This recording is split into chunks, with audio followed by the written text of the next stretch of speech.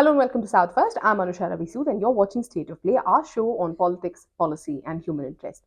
Nearly 1 crore names of voters have been deleted from the voter list of Tamil Nadu that is headed into assembly elections in 2026.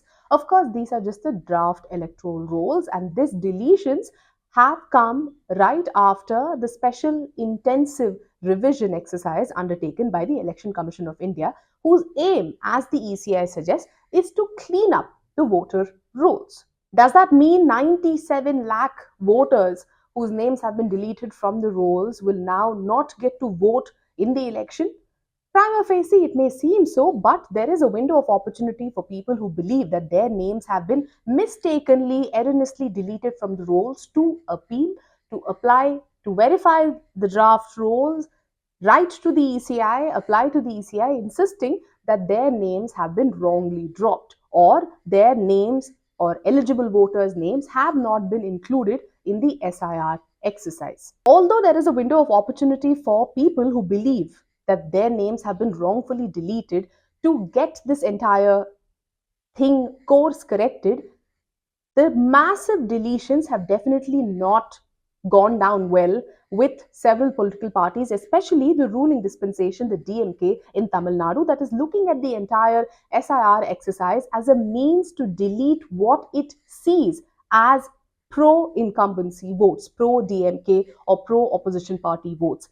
For months now, the opposition parties in India have been criticizing the Election Commission of India for willfully, structurally, calculatively ensuring that the ruling dispensation at the center, the BJP led NDA, gets to manipulate voter rolls. Opposition parties have been insisting that the SIR process has been extremely exclusionary in nature, deleting names of voters, eligible voters in several constituencies where the contest is very, very close, especially when the contest is between an opposition bloc party and an NDA ally party.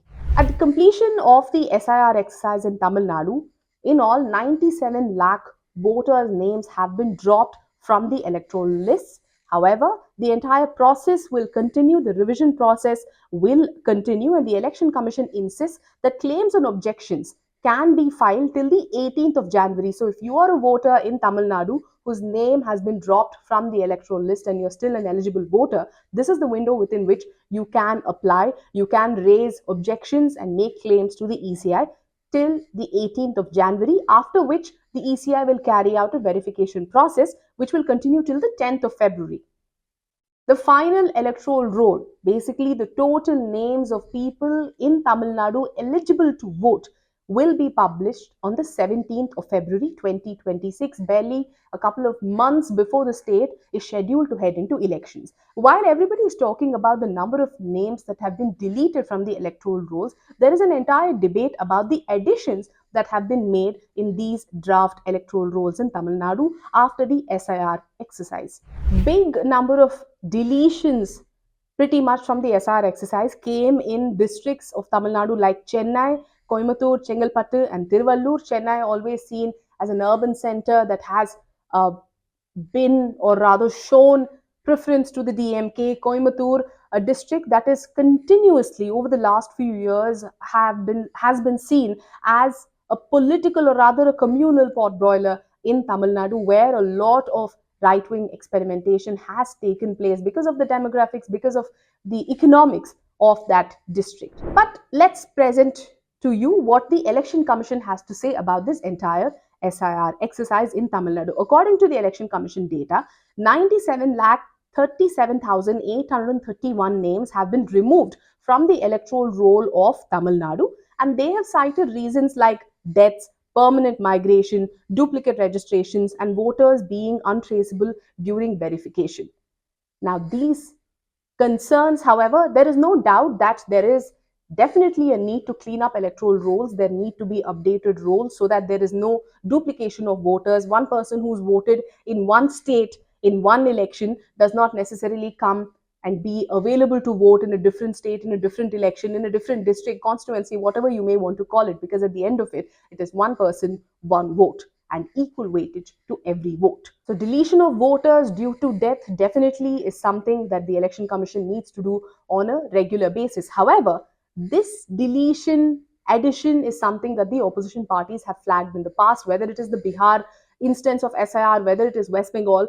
Opposition parties have pointed to how, take for example, what has happened in Aland in Karnataka, where an SIT investigation is underway. In fact, the SIT has indicted a former BJP MLA and his son for manipulating electoral rolls. They went about deleting eligible voters by submitting these claims of death certificates, of migration, of multiple voters, duplicate voters. So thousands of votes were deleted in Aland, according to the SIT's investigation, due to attempts at manipulating voter rolls. The opposition has been highlighting instances like this. For example, when I speak about voter addition, that is what has happened, or rather, that is what the opposition has claimed has happened in the Mahadevpura constituency in the Lok Sabha election. In a press conference, leader of the opposition, Rahul Gandhi, cited examples of how one voter was registered multiple times and have cast votes more than once. There have been instances of one particular address showing more than 40, 45 people as voters in just that location. South First did a ground report and went to one such address and found that the family was flabbergasted that their address was used to register multiple voters.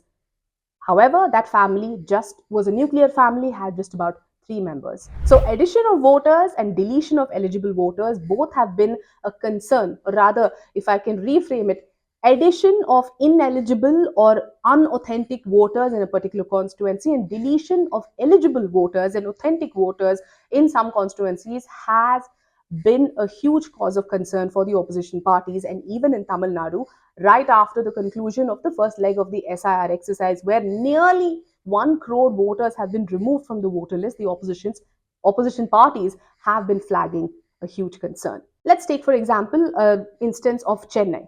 While election commission, like I said, election commission has insisted that it's due to death, it is due to permanent migration. Now, the concept of permanent migration is also a huge concern. South First and Tamil Nadu did a ground report on tribal hilly areas where people have been forced to move out of their permanent residences looking for work, which also means that every time there is an election, they come back to their villages and vote there, simply because they were not available when the SIR form was being given, and the election commission officials or the ground level BLOs could not confirm their presence. Doesn't mean they are not voter of that constituency.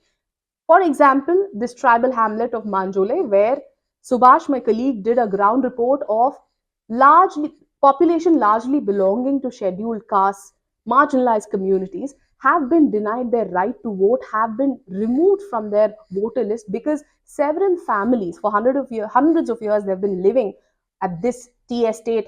They have been former tea workers, but now with the factory shutting down, a lot of them have been forced to move out to look for jobs, but they have left behind their family members. They come back and vote every election. For example, in Lok Sabha election, they've all voted as part of that constituency, but in this SIR exercise, their names have been dropped from the list. And then there is a concept of voters being untraceable during verification. This raises a lot of questions. What if there are voters who are working not just in different cities, in different constituencies, but abroad? This is a concern that has been raised in Kerala as well, a state where a majority of the population, or rather a huge chunk of the population, works abroad. They are all residents of Kerala, they are citizens of India, they are all voters in Kerala, but they live abroad, they work abroad. Their families are dependent on the income that they earn in a different country. One may always ask, everybody has a phone number, how difficult is it to trace? Well, digital India, as popular as it may be, connectivity is still a luxury for a majority of Indians, especially when it comes to marginalized communities, especially when it comes to women. As somebody who's reported from rural heartland of India, I can vouch for the fact that even today, in Indian families, in Indian villages, even if one person has a phone, let's say one person has the luxury of a phone, it is not a smartphone. Even if it is a smartphone, it most often than not is with the man of the family, the patriarch of the family, not with the women. Does that mean simply because somebody does not have a phone, a smartphone, or whatever it is, should be counted out and deemed as non-traceable or untraceable simply because they are not at the place of residence at that point in time when the SIR forms were given out? In Chennai, 14.25 lakh voters have been removed from the electoral lists after the SIR process in Tamil Nadu. Out of this number, the ECI says a lakh 56,555 names were deleted due to deaths as a reason.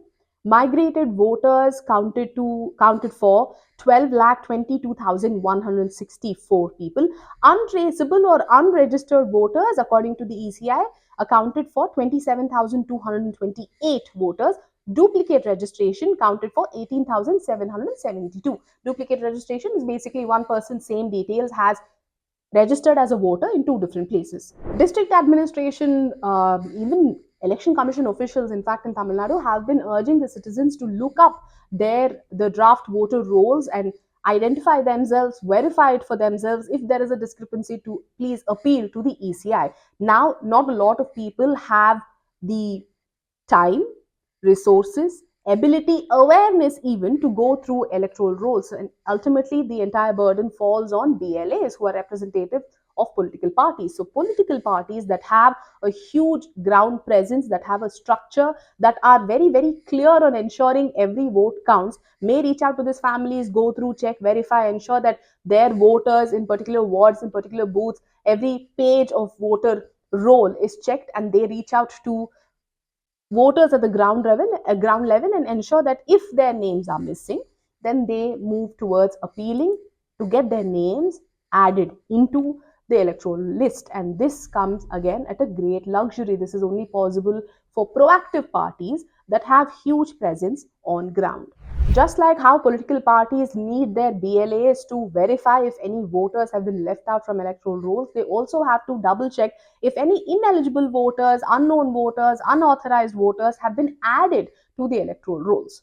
On South First, you will find a detailed article listing out all the deletions, the numbers, the additions, and most deleted districts, or districts that have seen most deletions of voters, in a detailed report. Do insist that you please do read. As of now, political parties, especially the ruling dispensation, the DMK in Tamil Nadu, is working tirelessly on ground to verify every single district, taluk, booth level, even page level voter list to ensure that no eligible voter is left out, even if the Election Commission of India has insisted that it has deleted names only of those dead, permanently migrated, or those that they were not able to trace. In this entire equation, now the big question is, what about migrant workers who have come to Tamil Nadu, have registered as voters? Is there a means to ensure that there is no duplication of votes from their original place or original native place? A voter in Tamil Nadu being registered in a different district to their native village is different to a migrant worker in Tamil Nadu, whether it is blue collar jobs or white collar jobs. A migrant worker from a different state being registered in Tamil Nadu as well as a voter. It may not make a lot of difference for a Lok Sabha election, but since this is an assembly election, a lot of questions are also being raised on whether there are going to be multiple inclusions of people who are registered as voters in different states but are also registered in Tamil Nadu. Will that then allow them to vote in two different places at two different elections that are months apart? As far as the ECI goes, there is a lot of time for people to file their concerns, their claims, and objections, and parties are working towards that end. Until I come back to you with yet another episode of State of Play, do stay tuned to South First. Thank you so much for watching.